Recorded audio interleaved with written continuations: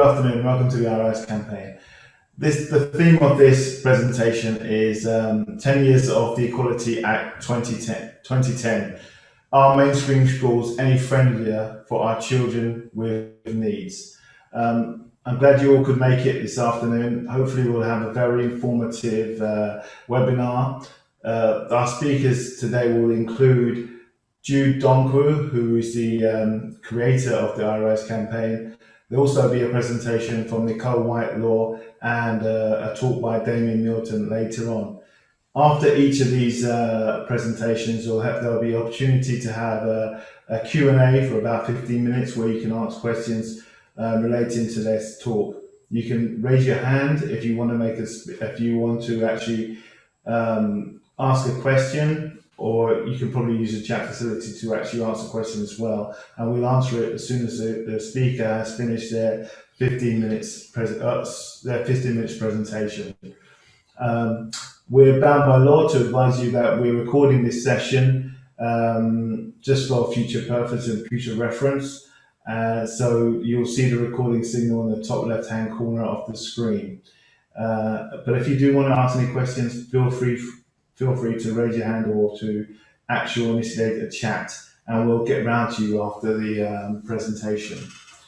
Okay, so I don't want to take up too much of your time with too much preamble, so we're going to dive straight in with our first speaker this afternoon, which is Jude Donku on the RIS campaign, what it's all about, and explain to you about what the aims and objectives are of the campaign. So over to you, Jude. Good afternoon. It's 2 p.m. UK time. I'm aware that many people are joining in from different parts of the world. You're all welcome to the inaugural launch of RIS campaign. As most of you know already, my name is Jude Donku. I was a professor at Holt International Business School, London, and my full profile is on the campaign website. You can check it on www.iriscampaign.com. You can find it on the lead campaigners page or lead campaigners section.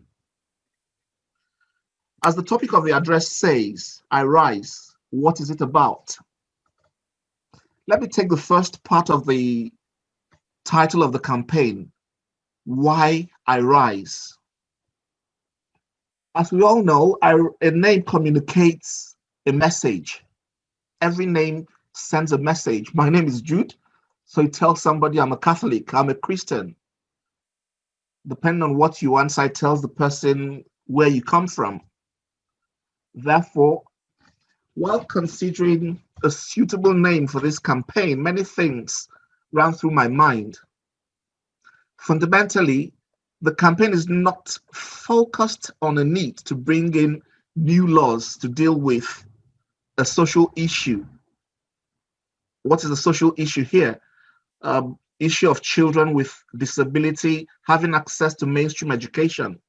Rather, the campaign is focused on encouraging practitioners and the larger society to obey existing laws, rather than seeking smart ways, seeking reasons not to obey those laws. It is also focused on strengthening existing laws based on facts, research, and statistics. Based on the foregoing, therefore, the campaign is not about begging the society to take note of the course of children with needs in mainstream schools. No. Of course, there are campaigns out there that try to encourage members of the society or the government to do one thing or the other. However, IRISE campaign is about encouraging everyone, children with special needs, their parents, professionals that work with these children, government, and the entire society to rise up from existing practices and act in the best interests of the weakest members of the society. In this context, children with special and additional needs. Now, the second part of the title, what is the campaign about? As a parent of children with special needs, I've experienced firsthand how a special school could undermine a promising child with special needs. My son will return home from a special school completely filthy, and we will be told that he had fun. That was a nice way to gloss over failure. They say, oh, he had fun today. He was regularly given reports saying things such as, oh, he wrapped a box today. So his achievement, his attainment for that day was wrapping a box. More heartbreaking at that time was that he began to model inappropriate behaviors he saw in the special school. At the same time, his twin sister with similar circumstance, who we chose to live in the mainstream school, returned home every day in immaculate uniforms and continually made incremental progress despite the hurdles put on her way by her mainstream school managers. I can confidently report to this gathering that we took my son out of the special school, and within 4 weeks, we were able to teach him and his sister 1 to 12 times table. The same child that was being sent home filthy, given a certificate for wrapping a box.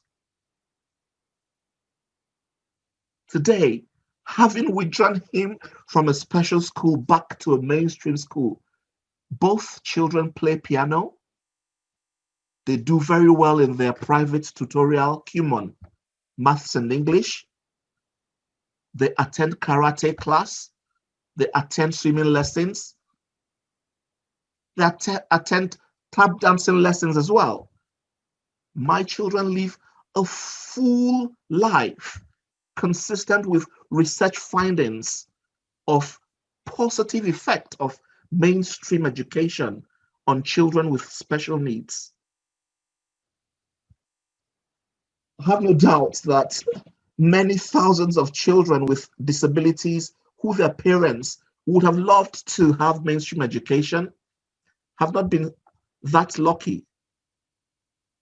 I speak to many parents regularly, and they express their frustrations despite the law being in the children's favor. These are the motivations of our Rise campaign, to engender dialogue in the society so that these disadvantaged children and their families have access to mainstream education, which the laws entitle them to. Before creating this formal structure, I Rise campaign, I have carried on informally. Annually, I organized seminars where relevant speakers make presentations. I meet with parents of children with needs on school grounds, in the churches, and anywhere convenient, and I offer advice and suggestions. The most potent tool of any campaign is enlightenment, sharing knowledge. Our Rise campaign intends to use enlightenment to encourage parents of children with needs to be steadfast in their lawful demand for mainstream education for their children. It is a matter of right. As it is in the children's best interest. Our Rise campaign intends to use enlightenment to encourage local authorities who have a duty to make every school conducive for every child. Therefore, the argument of the mainstream schools that we do not have these resources, we do not have this competence, is completely out of order. The local authority who supervise the schools have a duty to make every one of the schools conducive for every child in the society. Therefore, we intend to encourage the local authorities to carry out their obligations to children with needs so that they are not denied their places in mainstream schools. Our Rise campaign intends to shine light in areas where the system is abused in order to disadvantage children with needs and their families. In some cases, victimize them. I have gone through all of this and I'm speaking from experience. Some families report disturbing experiences in the hands of social services. These are some of the things we will shine light on down the line in the course of the campaign.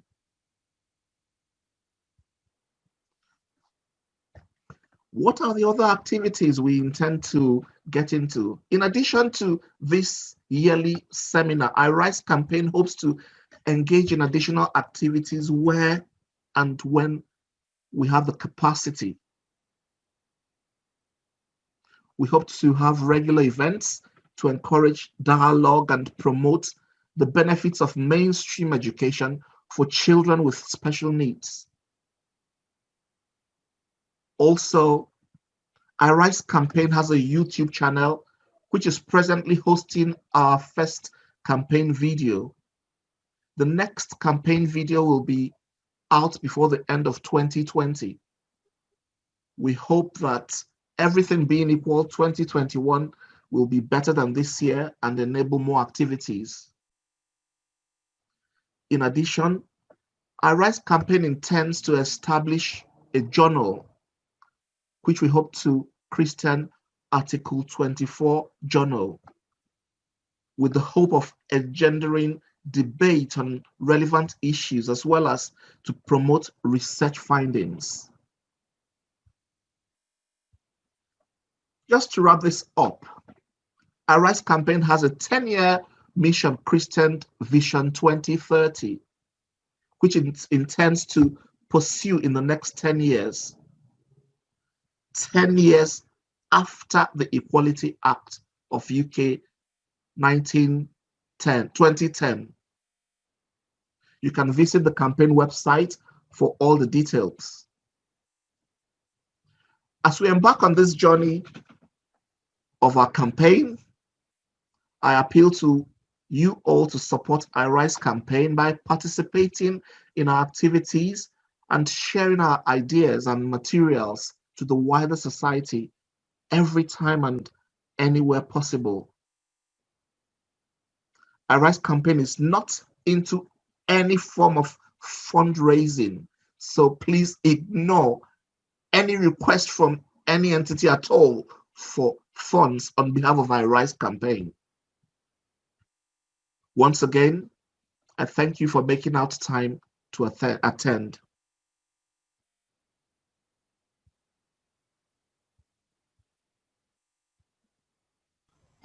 Okay. Thank you, Jude. That was very, very good, very eloquently put. There is a chat panel in the bottom, in the middle, bottom of the screen. If you'd like to offer any questions to Jude, please use that chat panel to do so, and I'll read them out to Jude. We have one already from OB. He would like to ask what plans Jude has to develop any collaboration partnerships with similar institutions, whether in academia or within the charity sectors. Yeah, thank you very much for that question, Obi. It's a very good one. At the moment, we are in partnership with an alliance for promotion of inclusion of education of children with special needs. And in addition, as you will recognize, we've got some members of the academia making presentations today. Those are all parts of the efforts we've made to engage with the larger society. And like I said, this is our first year, our first formal outing under the umbrella of our Rise. Therefore, we hope to expand expand this over time. I mentioned the issue of introducing a journal, Article 24 journal. Of course, it's intended to carry news and work from the academia researchers to disseminate them to the larger society so that people are actually aware of the benefits of mainstream education for children with special needs. Thank you. Thank you, Jude. Is there any other questions that anybody would like to ask of Jude?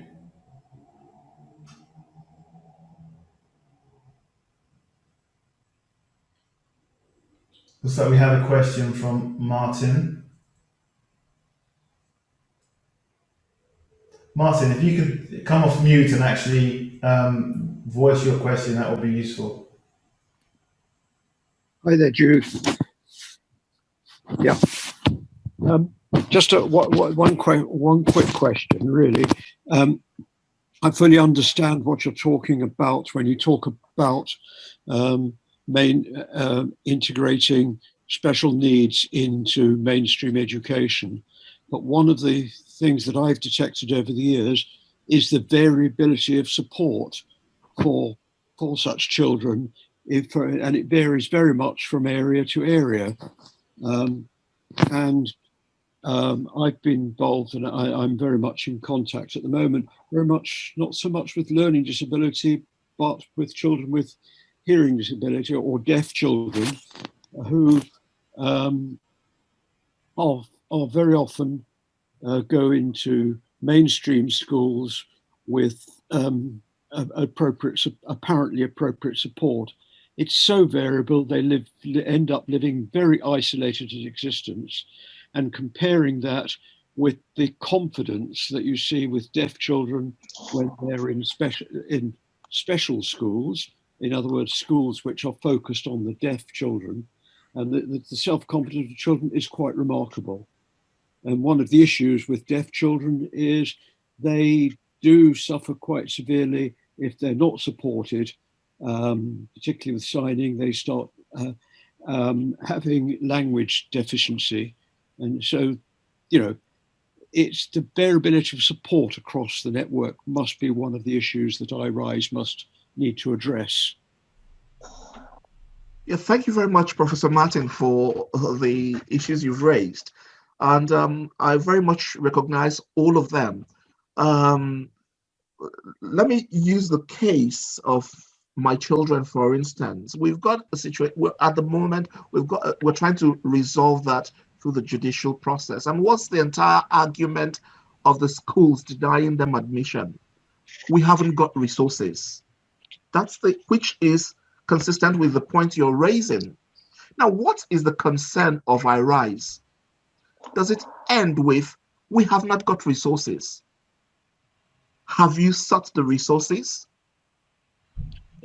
From experience, they don't even want to take the steps to seek the resources. So in addition to the suggestion you've made in terms of trying to seek additional support and resources for these children to be able to function properly in the mainstream schools, there also needs to be a change of behavior by the managers in the mainstream school to be accepting of these children with disabilities. I believe that's where it starts. If it starts there, the laws are in support of these children being there. The local authorities are happy to provide the resources and the competencies, but you find out that these managers are not happy and willing to accept these children.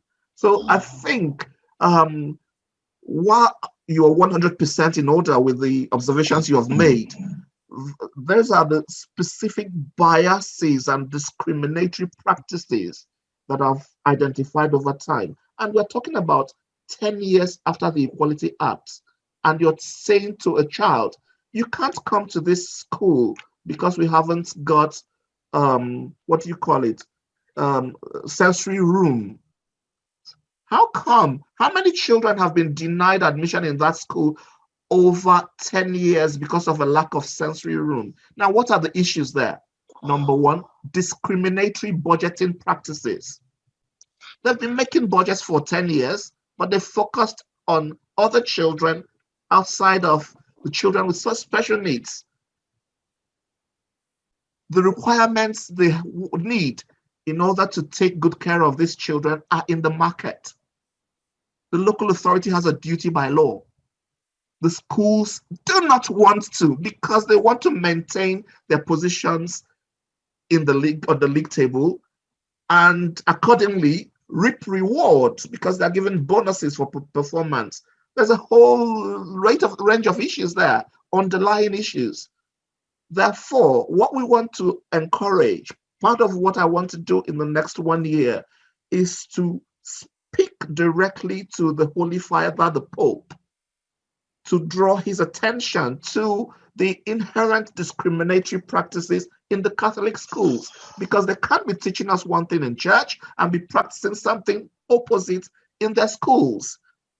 So while if you meet one of the school managers, they're going to say to you resources, environment, but the reality is behavior, change from discriminatory to accepting.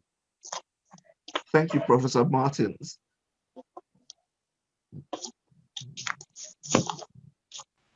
Great, thank you. Is there anybody else who would like to ask a question of Jude? Please put your name on the chat facility so we can go to you.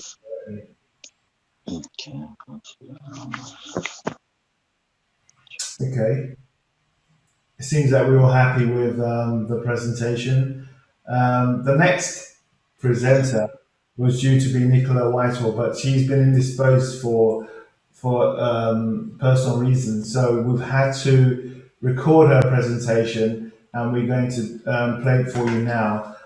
We cannot get questions after the presentation and refer them to Nicola Whitehall and get her responses back. So please bear with us and listen to this presentation. Thank you.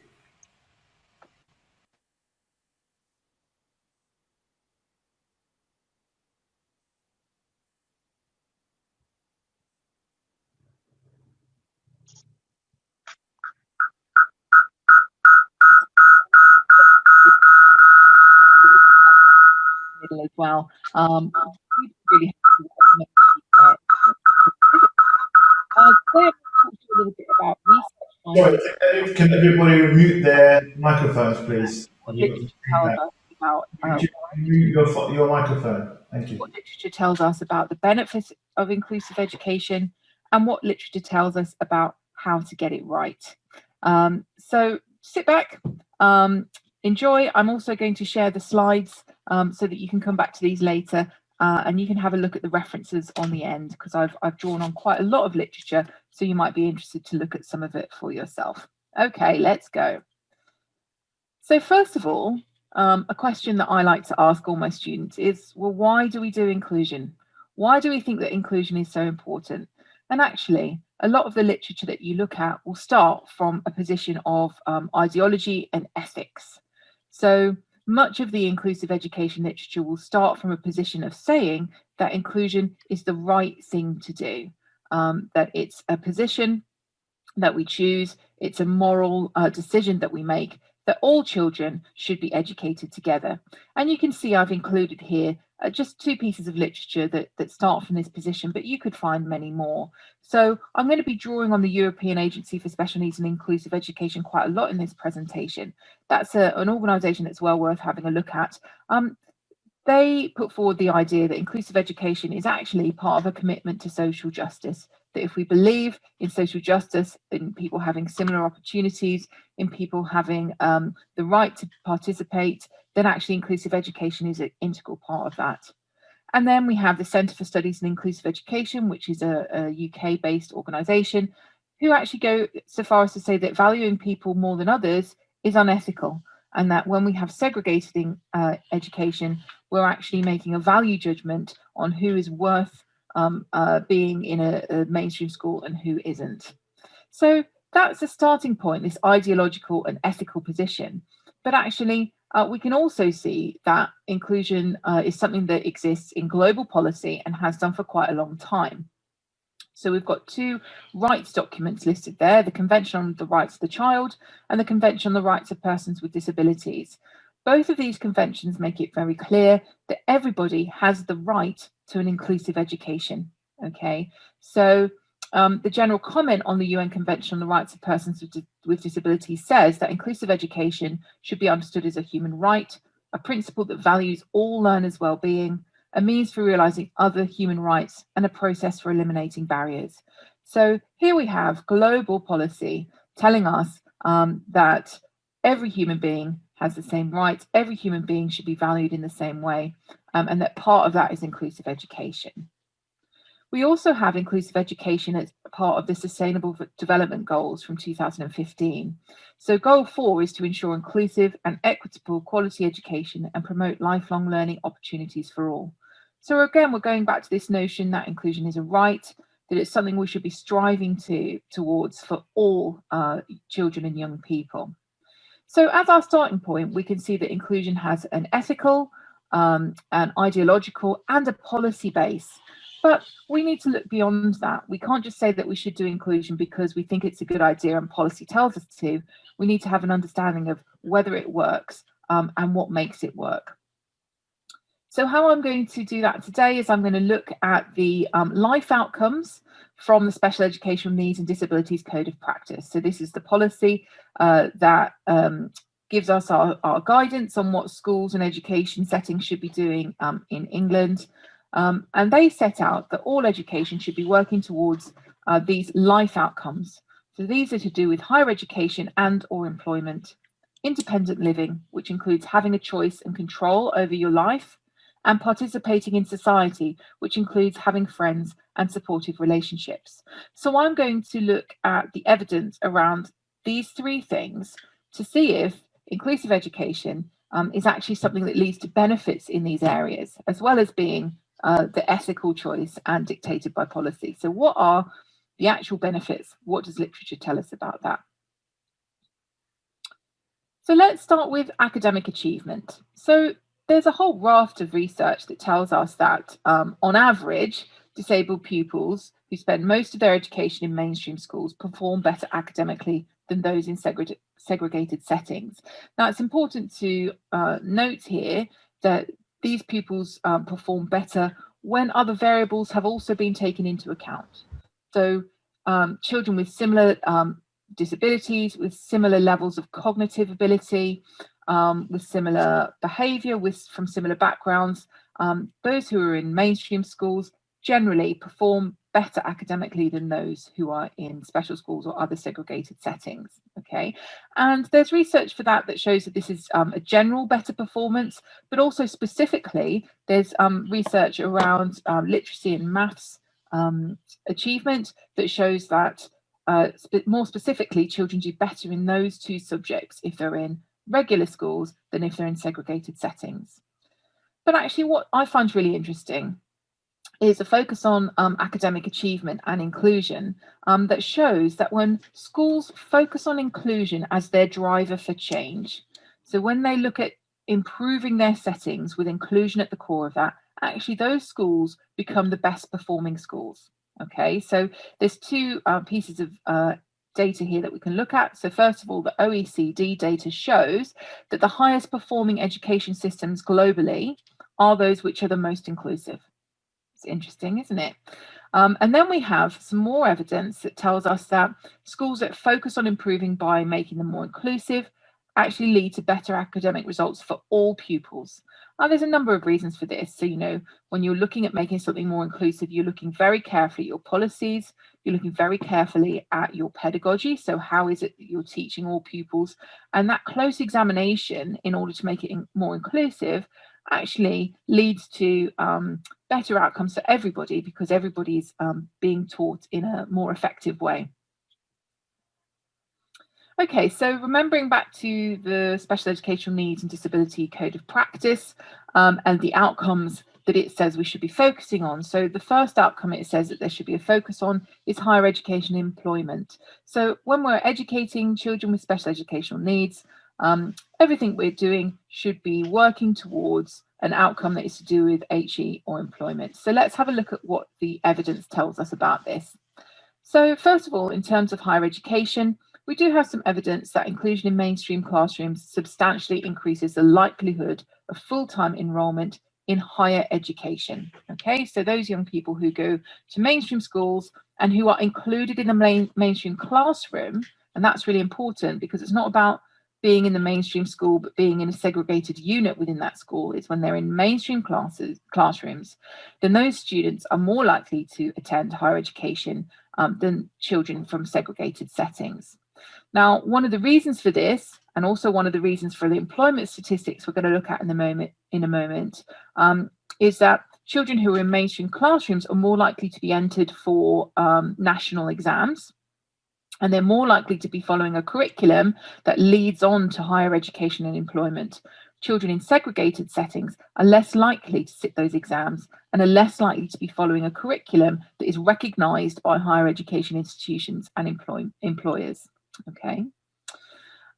We also have some evidence, the third bullet point here, that actually one of the key predictors of full-time paid employment for disabled people is the type of school they went to, the type of curriculum they followed, and more specifically, the amount of time spent in mainstream education.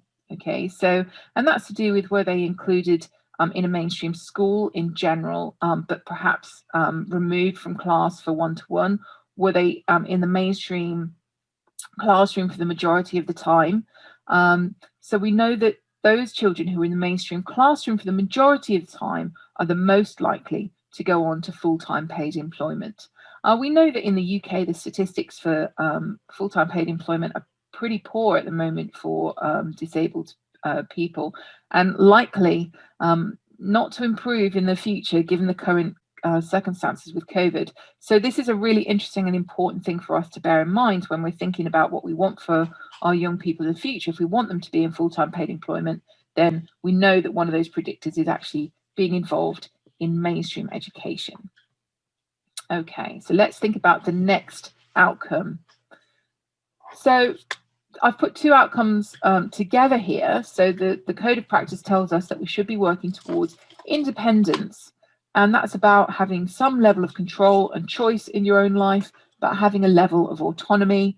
It doesn't necessarily mean living on your own, but it means having a say in what happens to you. Now, obviously, part of that is financial independence. And we have evidence from the European Agency for Special Needs and Inclusive Education that disabled people who attended mainstream settings are more likely to be financially independent in the years after they graduate. Okay, it's important to note that actually when you look longer term, so those really big longitudinal studies, the benefit decreases over time, but initially, people who attended mainstream settings are more likely to have financial independence. And if people have financial independence, which is obviously linked to employment, then they're more likely to have a degree of autonomy and choice in the way that they are living. The second thing that we're looking at here is participation. So the code of practice says that we should be aiming towards participation in your local community, having a good social life, having positive relationships, and contributing. So let's have a look at some of the evidence for that. So again, the European Agency for Special Educational Needs and Inclusive Education have found that one of the key indicators for having a range of leisure activities and participating in a range of groups in adult life is being educated in a mainstream setting. Okay, so when they take away the variables, you know, like type and degree of impairment, back demographic information, actually the key factor is whether you're educated in a mainstream setting or whether you're educated in a segregated setting. And obviously having a range of leisure activities and having a range of groups that you're involved in is going to lead to better well-being. Okay, so that's a really important factor in having a successful adulthood. We also have evidence that suggests that inclusive education, particularly that which starts in the early years, is associated with positive peer relationships and also with having a sense of belonging and having an expectation of social relationships into adulthood. So what Garrelnick and Bruder found is that young people who had inclusive education from the early years actually expected that they would continue to have social relationships as they left school and went on into adult life. And we know that that expectation is a really important part of what actually happens for young people. If you have an expectation of social relationships, then you're going to put more effort and work into it. If you expect not to have those social relationships, then they're less likely to happen for you.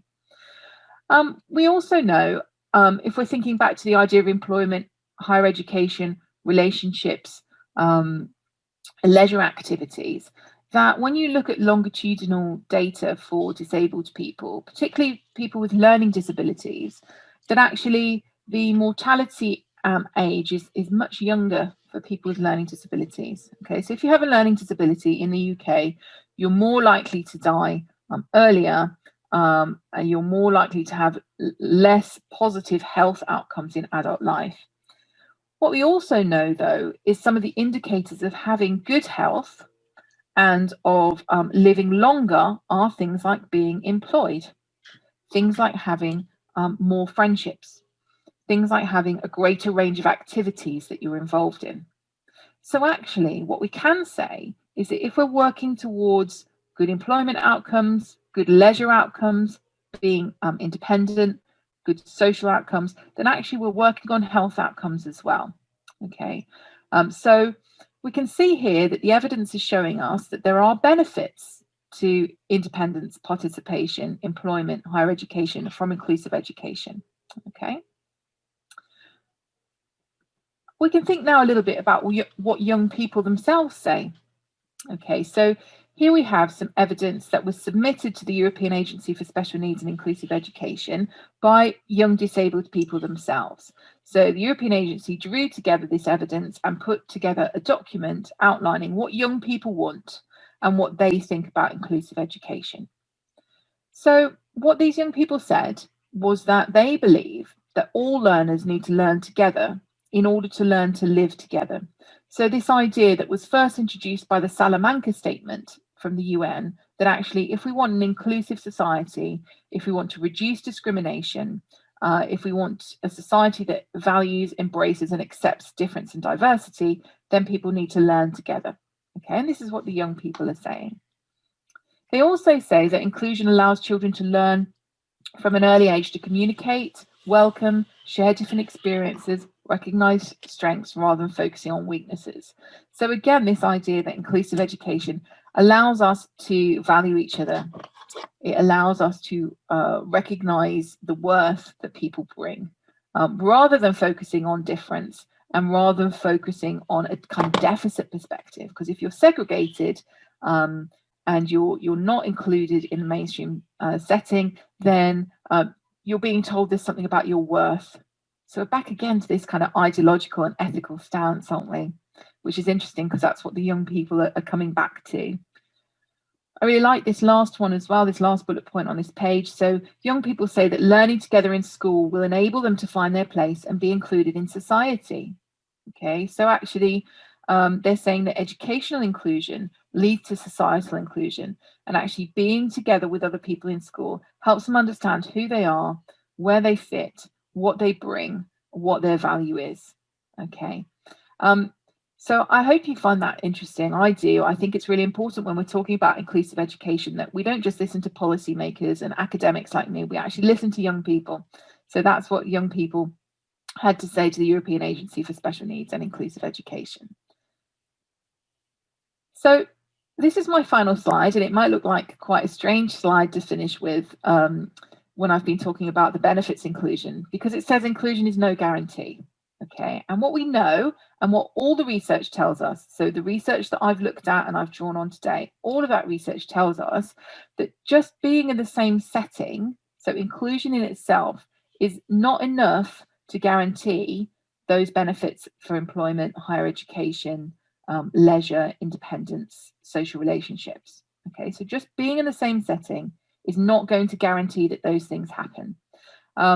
We know that in England, the Warnock Report of 1978 introduced inclusion, and then in 2005, Warnock herself said, well, actually, inclusion itself isn't enough, that we need to go beyond that, that we need to look at how inclusion is done.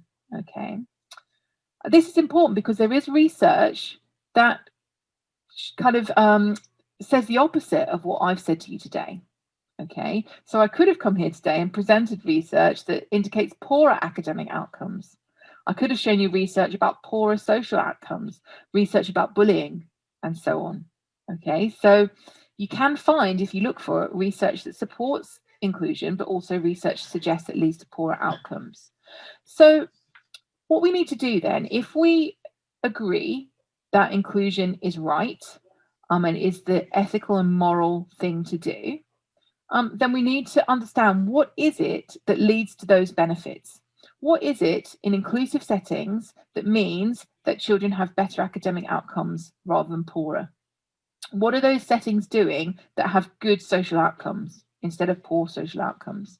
And I'm going to suggest that there are two key principles. And these are the ones that I come back to a lot in my teaching with my students. So the first principle comes from, well, I'm referring to Mel Ainscough. You'll find it in other writing as well. But Ainscough talks about settings having a culture of inclusion, an ethos that comes from the leadership and permeates through the entire setting, that celebrates difference, an ethos that values every pupil. And what Ainscough says is that we need to stand back and observe what's happening in our settings, reflect on all the actions that we take and all the actions that we choose not to take, and think, do these actions reflect an ethos and a culture of inclusion? Okay, so that's one of the key principles. So settings where this is happening are the ones that are most likely to lead to those benefits. Okay, whereas if you have a setting that has children included, but it doesn't have this ethos and culture, then you're less likely to get those benefits I've already outlined. Okay. Second principle then is that staff who are working with children who have special needs and disabilities need to take a social model approach. So what that means is they need to recognise that in order for children with special needs to truly be included and to truly make progress and do the best that they can, it's the responsibility of the teacher and the setting to remove the barriers that young person has to being included and participating. Okay, so that's what we call a social model approach. So instead of expecting the child to fit in and the child to change themselves in order to succeed, schools that take a social model approach will look at what they do, identify any barriers they have to participation, and work hard to remove those barriers, to deconstruct the exclusive practice that they have to ensure that all children can be included. Okay, I realise that I've used my 20 minutes, so I'm just going to sum up quickly. So, yes, inclusion can lead to excellent benefits, and there's lots of research to support that. Okay, but just being in the same setting doesn't guarantee those benefits. Instead, we want our children to be in settings where there's an ethos and culture of inclusion, celebrating difference, valuing every person as an individual. And we want our young people to be in settings where there's a social model approach that means that the setting and staff are committed to removing barriers to participation, and they reflect on their practice all the time in order to do that. Okay, so there's a slide at the end with lots of references on, so you can go away and have a look at some of those and see some of that evidence for yourself. Thank you so much for listening, and I really hope you enjoy the rest of your day. Okay, goodbye.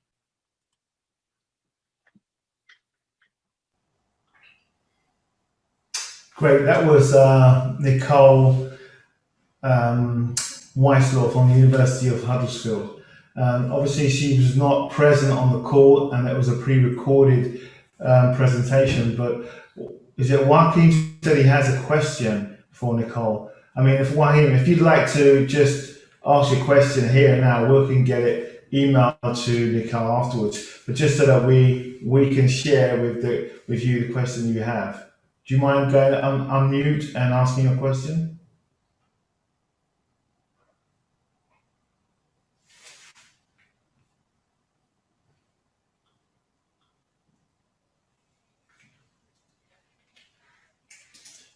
Joaquin. Or Yakin, do you want to ask your question? Or do you want to put it on the chat panel and we'll email Nicole directly for you? Okay, well, in the absence of you asking that question, our next speaker is Damian Milton from the University of Kent.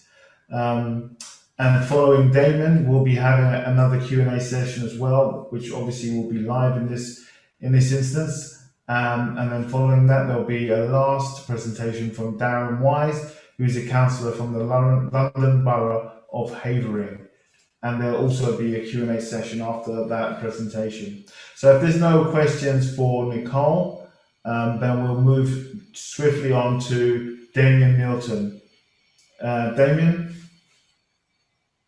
Hi everyone, just see if I can share my screen.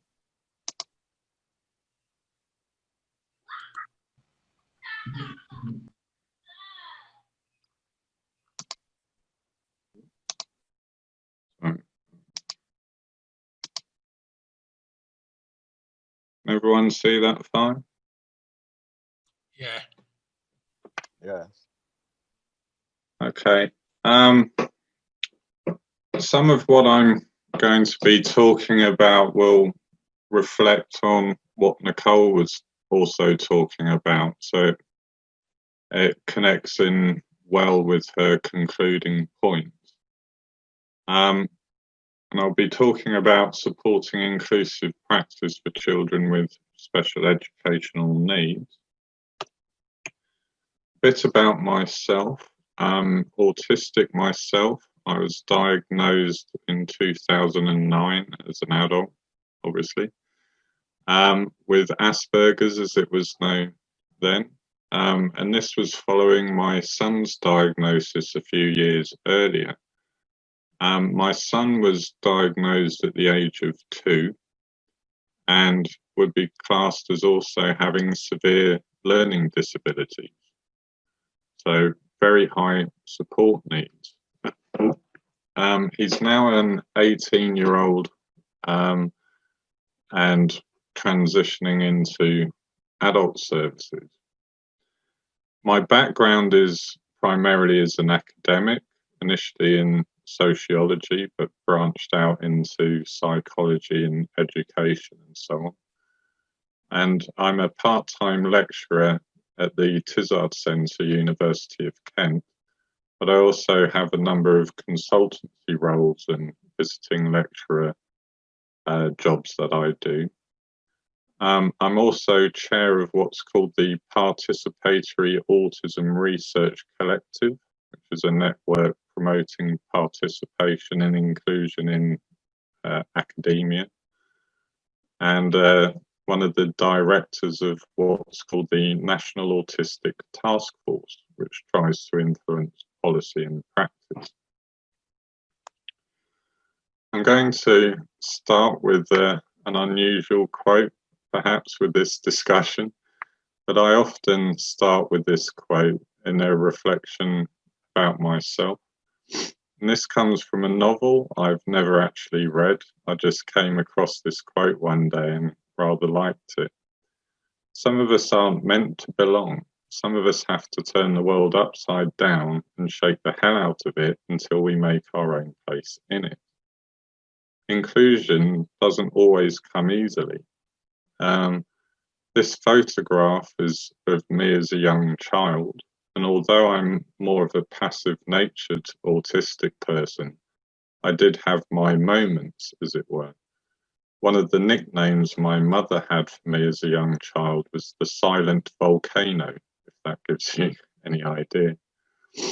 My own school experiences were not particularly good ones, particularly at secondary school. And at secondary school, I had a scholarship to a private school.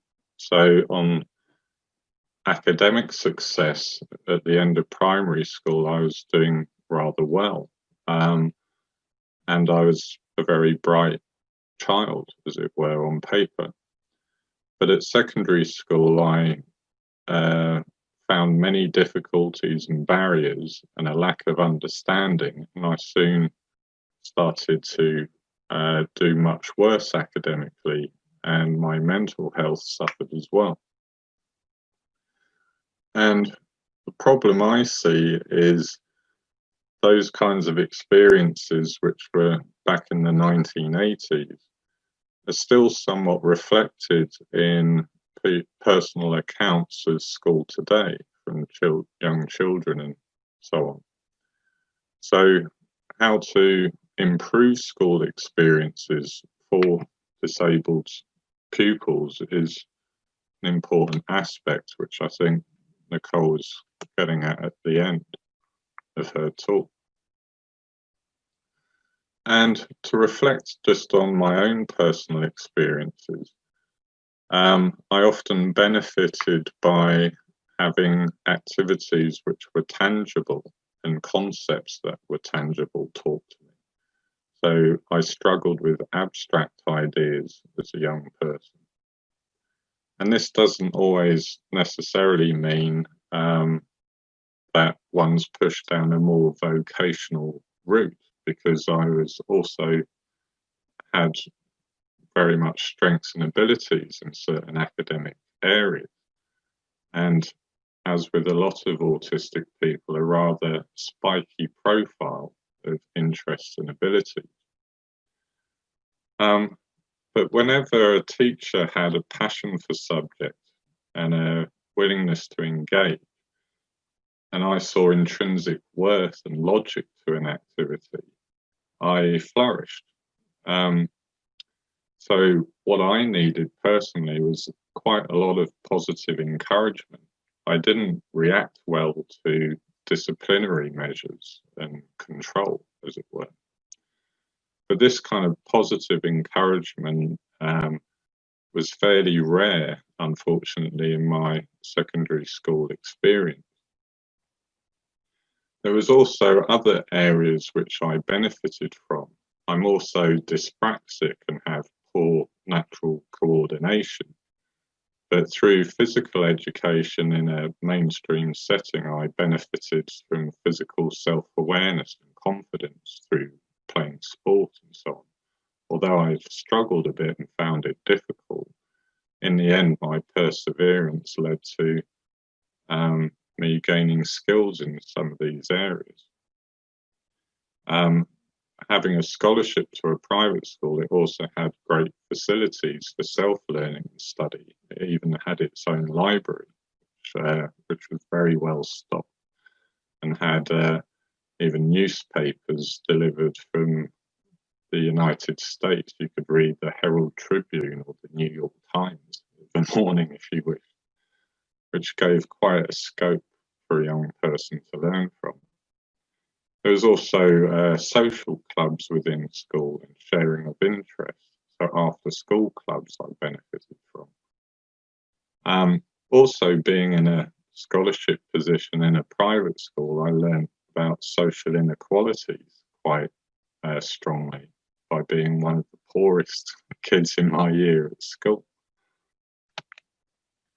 But there was also a lot of barriers to belonging in my own progression. The key one was bullying, which in many accounts of disabled young people and autistic people and those with ADHD and dyslexia and so on, is a key issue to contend with. Often made worse by poor attitudes of teachers and a lack of engagement, a lack of respect and understanding for differences and diversity. What I would consider the imposition of the values of the teacher being more of a one-way process rather than a mutual community one. The physical environment for me was problematic though as well. Being autistic, I have quite severe sensory perceptual issues at times, especially if there's too much information coming in all at once. So I would have benefited from a smaller school and smaller class sizes, adjustments around lunch halls and eating routines and so on. However, all of this can be possible within a mainstream setting. Also, constraints of curriculums and what they focused on. Although there was some good examples of teachers who utilised the curriculum very well in personalising the learning for myself and other pupils. So like Nicole was saying, what do people mean by inclusion? The dictionary kind of definition is just a simple being included into a group or structure. But placement is often neither very inclusive or even very integrated. An example of this I had a few years ago was on a project in Italy, and I was visiting a school there as part of a wider team of people. In Italy, they have a very inclusive policy in terms of including disabled children in mainstream settings. Near 100% placement within mainstream settings. The problem was how well those people were included and integrated into those schools. So one example I saw was a very busy, noisy, highly populated secondary school. And they had an autistic young girl who had quite severe learning disabilities, similar to my son. And she was included in the morning register, which stressed her out quite a lot. And then she was segregated into a separate room for pretty much the rest of the day to be worked with on a one-to-one basis. This wasn't particularly being inclusive, and the environment was not the most friendly for autistic children. So there wasn't really that much effort being put into including this child. So not the best example there. Another example I saw was in a school in the UK where it had a unit attached to a mainstream school where in the unit were autistic and learning disabled young people. And the problem it had was this unit was not well resourced and was too constraining as a small environment and quite packed in. And all the children and staff working in it were really highly stressed. And it was significantly segregated from the processes and workings of the rest of the mainstream school. So it was being poorly organised, really. And as Jude said it in their talk at the start, the real problem in this school was the leadership, who were not getting on board with making these changes to the environment and a properly inclusive culture. And they had some great junior staff, learning assistants and teachers and so on working in the unit, but they were not being supported by the leadership at that school well. So leadership, I would agree, is a really key factor in all of this. This quote here comes from Professor Richard Hastings, a UK academic. And I use this quote because I somewhat disagree with it. So I want to pinpoint as to why, as it were. Another way to decide what to teach a child with autism is to understand typical child development. We should ask what key developmental skills the child has already developed and what they need to learn next. The reason I disagree with this is that the development of an autistic child, or other children with disabilities for that matter, is being compared to typical development, as it were.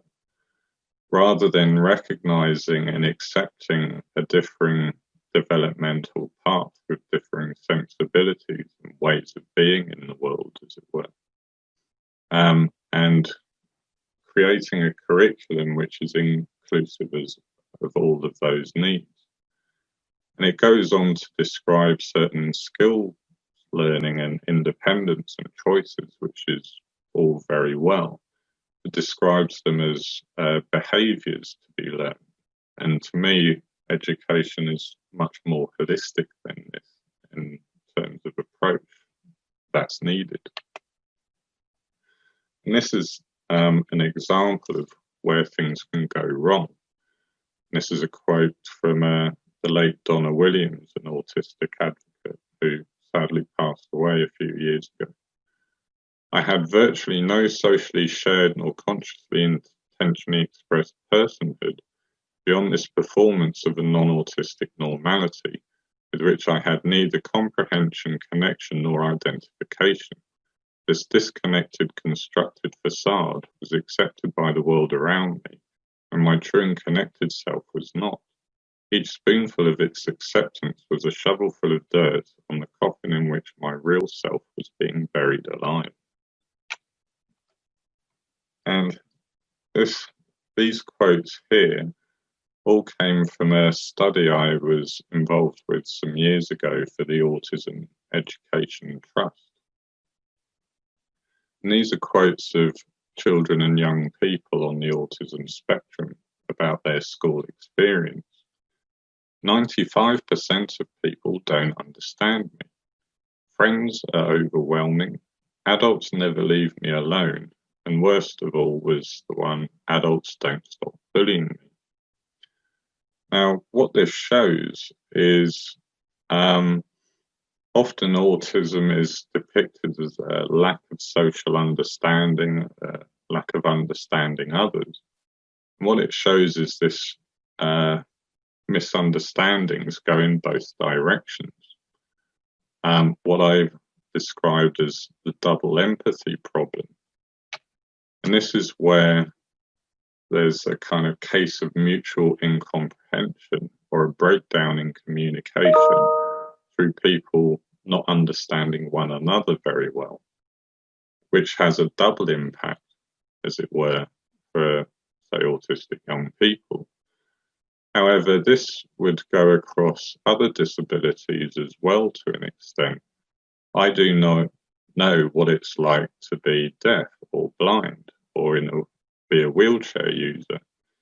So this requires humility and respect for diversity and learning from one another in a community of practice. And also differences can be denigrated and stigmatized socially. There's psychological research going back decades about how often people see members of their social in-group as they perceive them more positively and empathically, and see outsiders far less so. And these are obviously issues to deal with in terms of disability and inclusion in mainstream settings. A few years ago, I did a study which analysed a magazine content called Asperger United, which was one put out by the National Autistic Society, where autistic people could share their stories and life experiences and so on. So I analysed the key themes which were coming out of these themes from these magazines and articles. And there was a lot about meeting personal needs as an autistic person. There was a lot about family relationships, need for advocacy support when in crisis and so on, recognition of one's needs and connecting with others. Unfortunately, there was a huge section of various issues which I kind of covered with the theme of living with the consequences of an othered identity or a stigmatized identity, and a lot of negativity and bullying. bullying stories and so on. But if you look at all of these, they're connected to our relationships to the environment and to one another. So even with a disability like autism, which the social disjuncture is seen as a key aspect, and autistic people sometimes like time alone to de-stress and things like this. The key aspect to their well-being is connection and relationships to other people. And this was a quote from one of the magazines. When I'm in an environment I feel comfortable in, with people who are kind and tolerant and doing things I enjoy, then I'm as happy as the next person. Because when people tell me I should think, speak, or behave differently, that I start to feel different, upset, isolated, and worthless. So surely the problem is a lack of fit with the environment rather than something inside my brain that needs to be fixed.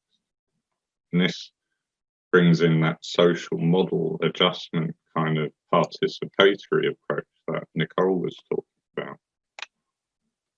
So in terms of improving practice, is valuing and recognizing strengths and interests, not patronizing or being overly controlling with any students, disabilities or not. And there's this balance between differentiation and standardization within education, but not using a kind of one-size-fits-all approach, because there's a great deal of diversity need out there. But having adult mentors and role models, having more staff members with disabilities within education would help. Visiting people, doing talks about the work they do, and so on. Because a lot of young people with disabilities do not see people like themselves being represented. There's also issues around peer education and awareness. And I've seen cases where this has been done well, but also cases where this has gone horribly wrong, as it were, and led to more stigmatization for individuals at school. So it's a delicate balance there. One framework which is often used as a kind of support strategy with autistic people is called the SPELL framework. But I see it as a framework which can be quite helpful across the board, as it were.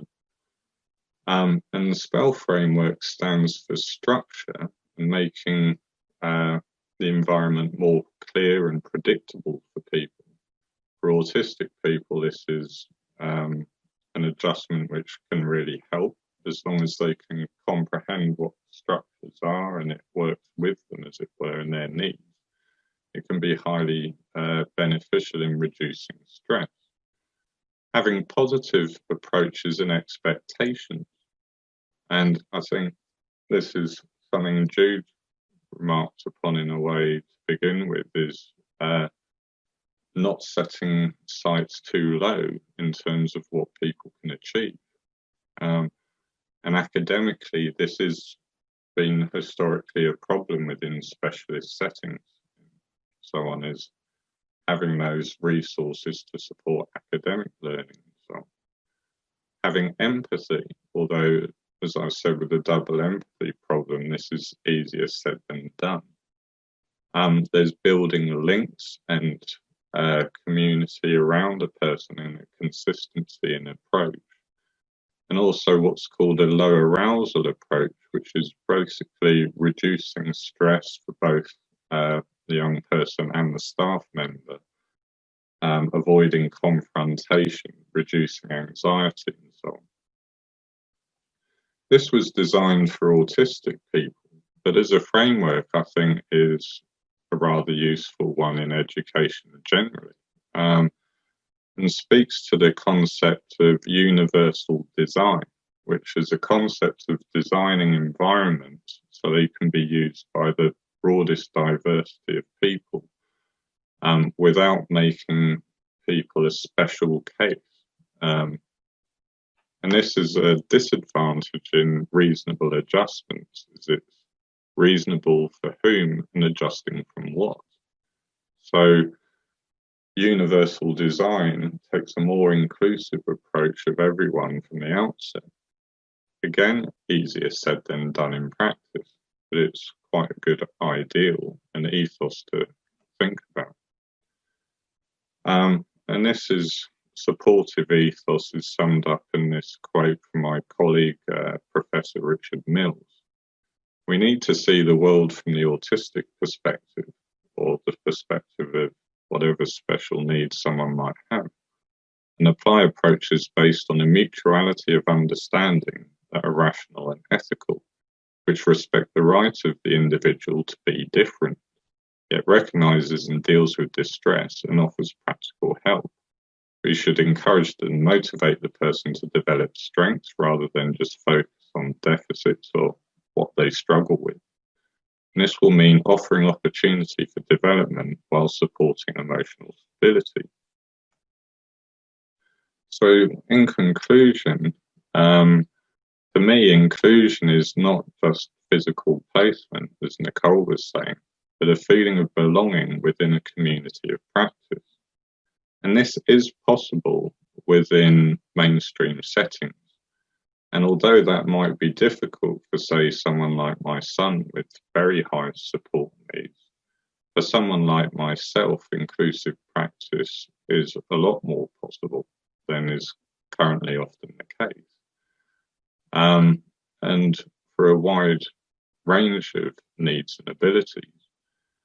And so this takes the very kind of recommendations and principles that Nicole was talking about. So I'm fully in agreement with how she concluded her presentation. So I'll refer back to that. So thanks for listening, and I hope that helps. Excellent. Thank you, Dr. Milton. Very, very enlightening. Lots of food for thought in there as well. Thank you very much. If anybody would like to pose a question to Dr. Milton, you can do so now. This is the Q&A session.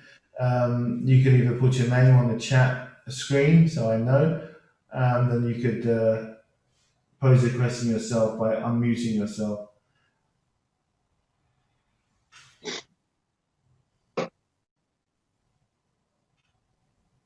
Does anybody have a question? Okay. It seems like everybody understood what you were saying, Dr. Milton. It was a great presentation. Thank you very much. Thank you. No problem. I wish you well with your campaign. Excellent. Thank you very much for your help and your input today. So our next speaker is Darren Wise, who is the councillor for the London Borough of Havering. So hopefully Darren is on the call. And somebody's raising her hand. Cordelia. Okay, Cordelia, would you like to? Excellent. Cordelia, would you like to have a question for Dr. Milton? Yes, please. Thank you so much, Dr. Damian Milton, for that presentation. Please, my question is about getting the inclusive culture in a school environment. You know, if like from the head of schools, how is it possible to filter down the culture of inclusion and the ethos from staff to the whole school environment so that inclusive practices is possible? I think leadership is key, because a head teacher or a leadership team can bring in training, can bring in frameworks for practice, ways of assessing that progress, and so on. Often I've seen organisations where the difference is being made by individuals within the setting, say teachers or teaching assistants who've got really involved in their job, doing a brilliant job, but then have a lack of support from higher up in their organisation.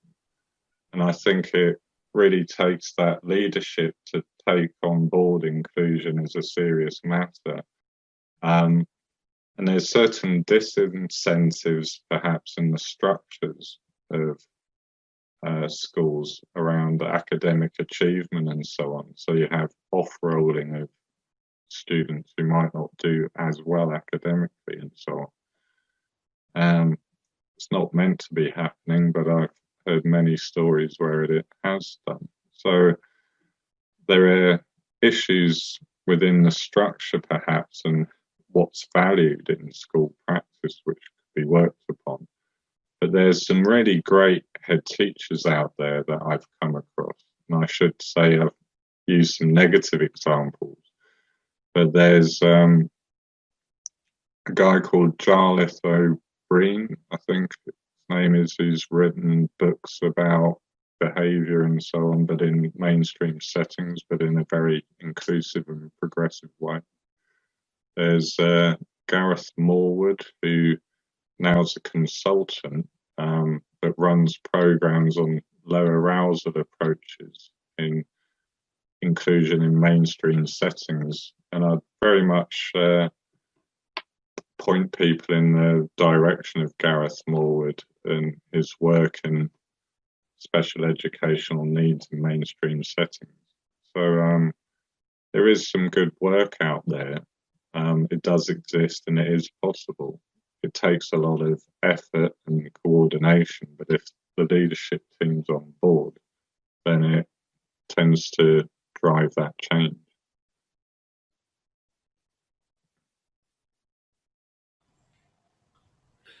Okay, hopefully that answered your question, Cordelia. Yeah. Okay. All right. Thank you, Dr. Milton. We'll move on to Councillor Darren Wise. The floor is yours, Councillor. Oh, thank you. I haven't got a. Can you hear me? Okay. Yes, we can. Yeah. Okay. Good. Yeah, I haven't got an actual formal presentation, but just to give you some background from what my involvement in Havering is. Obviously, my daughter.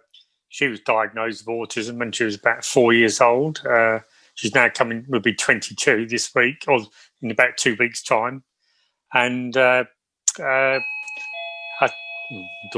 else have to get the door. Sorry. And obviously, she's 22. She went to a mainstream school in Havering, both primary school and secondary school. I found her progress in the primary school was a bit more progressive, whereas I think on the mainstream secondary school, I think it sort of held her back a little bit. And I think for us, that was a bit of a concern because I don't feel the academics was there for her. And we now find that she's done a little bit of college work, but obviously we're looking. She's now finished college, and unfortunately been locked down for 6 months or whatever since she finished college, and not doing anything at the moment. So employment for her, the next stage, is one of the things we need to try and find. But with a lot of adults on the autism spectrum, it's a challenge, and that's what we're finding at the moment for what's her next step. And now she's coming 22 years of age in about a week's time, so it's very difficult for us. But in Havering, I mean, I have been working with officers over the last few years on an all-age autism strategy, and they were supposed to finalise it early this year, I think. And unfortunately, with COVID, it's all been pushed back, and I don't think it's progressed as much as I'd like to have it been progressed, but there are many things within the strategy that we need to look at, and it's not just about coming up with a strategy, it's getting all the different areas within the local authority to get them to buy into the strategy, and there's key things that we've got in there is housing, training and development of officers, transportation on the autism spectrum, children's social care, education, and transport. And there's a number of different factors within the strategy that we're looking for, stakeholder buy-in. And I suppose as a counsellor, and not just me, but other counsellors, our role is to really scrutinise that and understand whether or not they're actually officers are actually drafting action plans against each of those key areas within the strategy. But we do need to make sure the strategy has been finalised, which I believe it hasn't been because of COVID, and it's been delayed. And we also have an autism partnership board. Again, that's been suspended because of COVID. So again, not much progress there, which is frustration because, this is with this COVID, it's been like a year out of people's lives, and that impacts the children and the adults of who's got autism within Havering. So we can only keep banging on the door and fighting it and progressing the cause and that, which for people on the outside it can be frustrating, but I can tell you as a counsellor it's also frustrating because of officers' duties are redirected elsewhere because of COVID. So that's where I come from on the autism side, and what my involvement is with the council on that. But obviously the speakers here today have had a very good session, and I think it's very useful to hear different people's views. And I think hopefully with the campaign it can develop, and it's getting in there in the public eye to make sure that it is visible and people are decision makers know about it. I think what you're trying to achieve. So if you've got any questions, I'm happy to take some. But obviously, if not, I do thank Jude and everybody involved in actually organising this presentation, because I think it's useful and it's good to get it in the public eye, and it just needs to keep the momentum going and get that involvement, so people can be active and listen to what people are saying. Excellent. Thank you very much, Thanks. Excellent. Do we have any questions for Councillor Darren Wise? Anybody want to raise their hand or ask any questions? Okay, great. I think the final part of this presentation will be playing the iRise campaign video, just so that you can all be aware of it and all be familiar with it and the messages that it contains. If should you want to contact Jude after this call, Jude, is there a way we can get your email address to everybody who's registered on the call?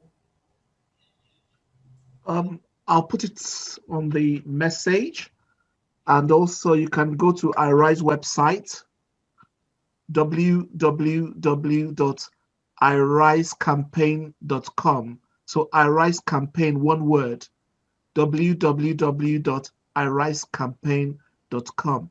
You'll get my contact details there, but at the same time, I'll put my email address on the chat section so that people can access it as well. Okay, excellent. Okay, all right. Well, we can go into the video now, and we can close with the video so you can all see the iRise campaign, and then we'll come back for final words from Jude afterwards.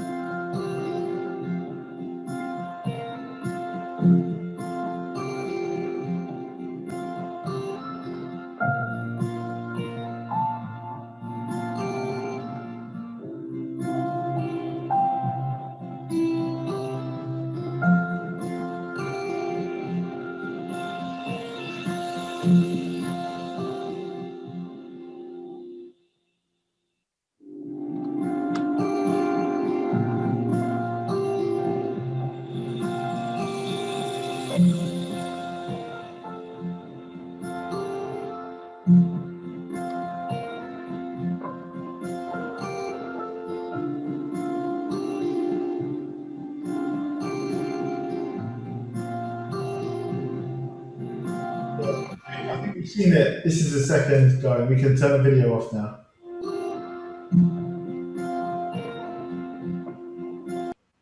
Thank you very much.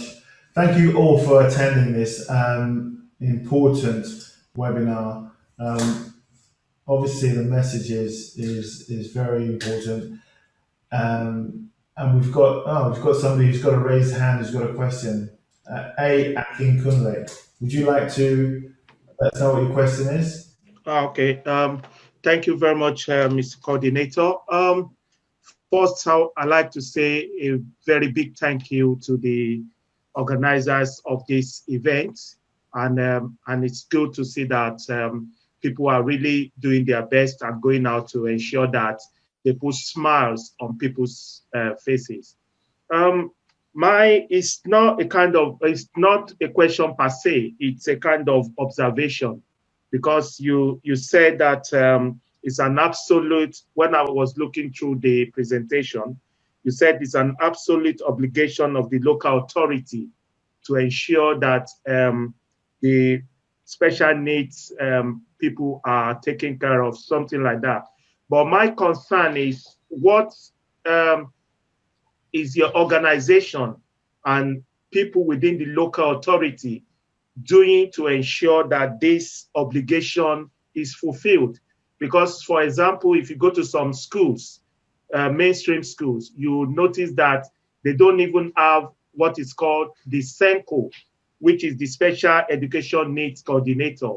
And as a result, sometimes when you take kids with special needs to these schools, they give you different excuses, they turn you down, and they are not doing exactly what they should be doing. So is this something your organization is looking at to ensure that this is happening? And if so, how far or how well will you say you've done with this action? Thank you. Yeah, Jude, you want to answer that question? Thank you very much, Mr. Kipelu, for the question. Very broad question, very fundamental. For example, you've raised the issue of certain schools not having special educational need coordinators. Again, what is iRise about? iRise is focused on the issue of access to mainstream school. However, that's not all. Anything that affects children with special needs is of interest and of concern to iRise. Now, again, you know very well that this is a society of law and order. Therefore, everything we are doing has to be systematic and at the same time pursued in a way that is consistent with the law. And at the beginning, I made it very clear that enlightenment is our tool. You've made a very good point by saying that some schools don't have SENCO. And when issues arise, then you find parents and children being frustrated. The point here is that some people do not even know that a school should have SENCO. So it's good enough that you are aware. And that comes in the issue of enlightenment. Now, if a parent is aware that a school should have SENCO and the parent has a child with special needs, then the parent is able to make requests through the appropriate channels or know how to raise the appropriate issues. The point I'm making here is that the issue of race is tangential to iRise objective, sensitizing the society on issues of children with special needs, making everybody aware of the issue of special needs, what is needed in the schools for them to function properly. That's for children with special needs to function properly. Better ways of doing things, options available, what research has found as good practice, what statistics shows not to be working or to be working. So in a nutshell, iRise would obviously deal with such issues. The two speakers that have spoken today, they've touched on a whole range of issues. Over time, we have more sessions like this, and people who attend will become a lot more aware. And in my own presentation, I also pointed out that we are working on the issue of Article 24 journal. Article 24 is the United Nations article on children with special needs, their right to inclusion. Hence, the title of that journal. Therefore, I hope, I'm not preempting myself, I hope to go back to Dr. Damian down the line to appeal for his participation in that work. And we hope we'll have different sections, different segments within the journal.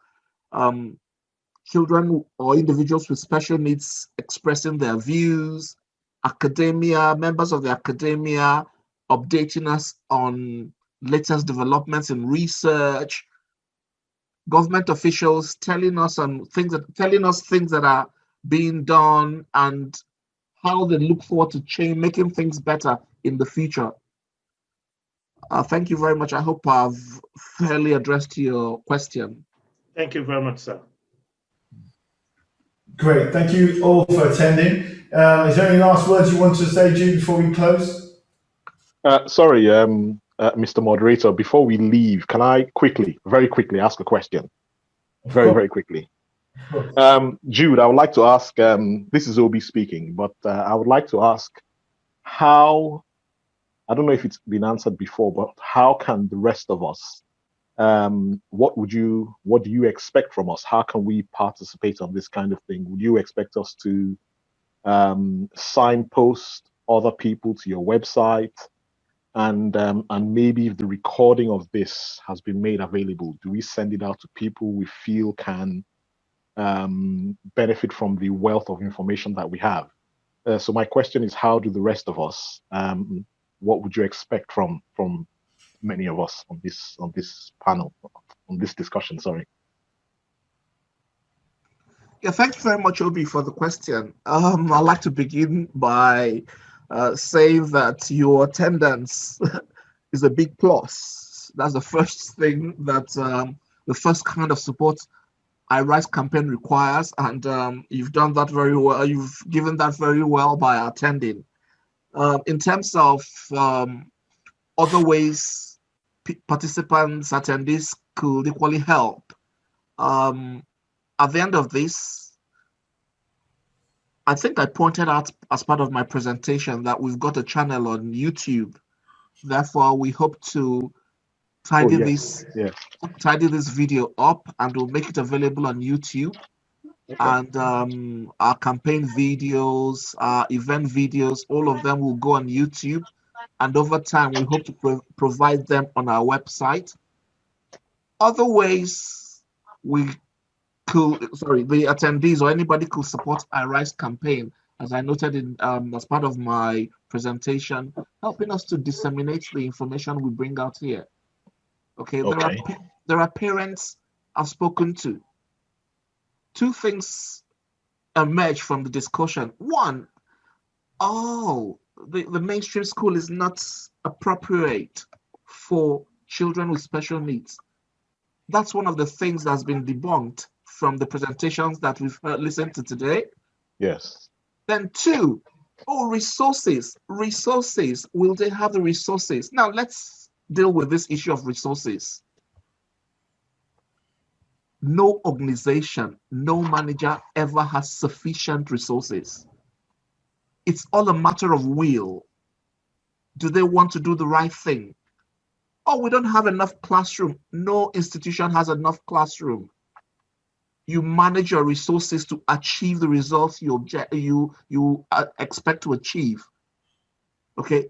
Now, what's the relevance to the question you have asked? The relevance is that from the question of Mr. Akimpelu, how do we, from the part of the answers I gave to him, I said, there's a law there. The local authority has an absolute duty to make the schools conducive for every child. Therefore, a takeaway from this, when these issues arise, you don't just back off. Parents back off, people back off because they're not aware of these laws. And I hope that in the next presentation, I'll be able to get somebody with a legal background to talk about the legal side of things. Therefore, this change will not be achieved. What we look forward to, a conducive environment in all schools, will not be achieved if parents simply back off because they are told there are no resources, the school is not conducive. And let me quickly add a very important point here. Not all children with special needs should go to mainstream schools. And not all children with special needs do their parents wish them to go to mainstream schools. The issue here is children with special needs whom their parents believe are capable of attending special schools, who their parents believe are capable of attending mainstream schools, having access to mainstream schools, and having access to it on the basis that the local authority is under absolute obligation to make every school conducive for every child.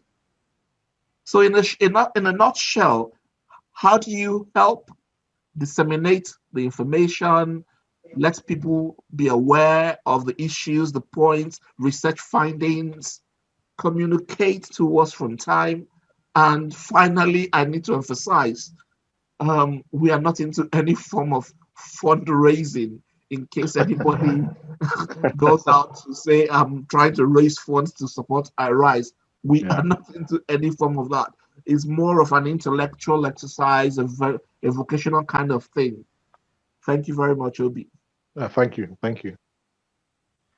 Great. With that, we will wrap it up for today, and we'll look forward to our second webinar, which we will advise you of when we plan it.